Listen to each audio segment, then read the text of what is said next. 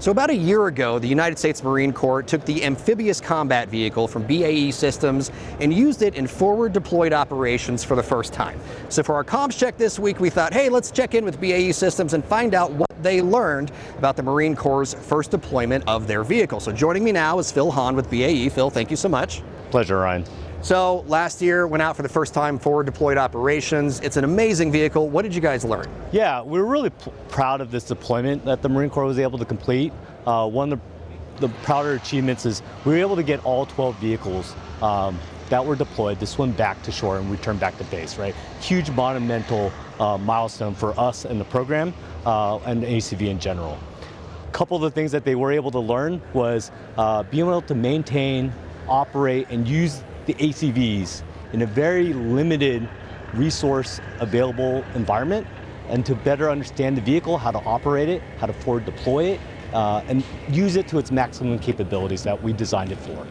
And that's all part of the Marine Corps' Force Design 2030 aspirational goal, is to be able to operate in these forward zones where there's not a lot of resupply, very little resource infrastructure, but like you said, the Marines were able to prove the vehicle could work in these expeditionary roles. Correct. The Marine Corps was able to complete several exercises across multiple nations.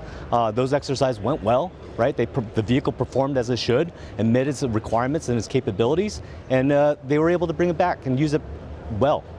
Lessons learned, feedback, any surprises from the Corps that you were able to get out of it?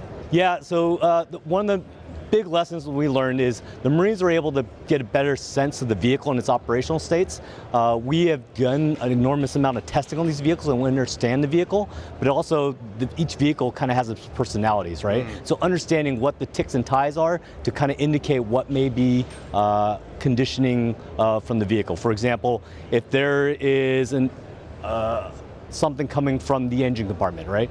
What does that lead to, right? What is that asymptomatic for, and how can we be proactive in remedying any issues before it becomes larger? So that was a huge critical lesson that we will learn from that deployment. Education makes us all better, right, Phil? It does. All right, thank you so much for joining us today. Really appreciate your time. My pleasure. All right, that's all the time we have for this week's Comms Check.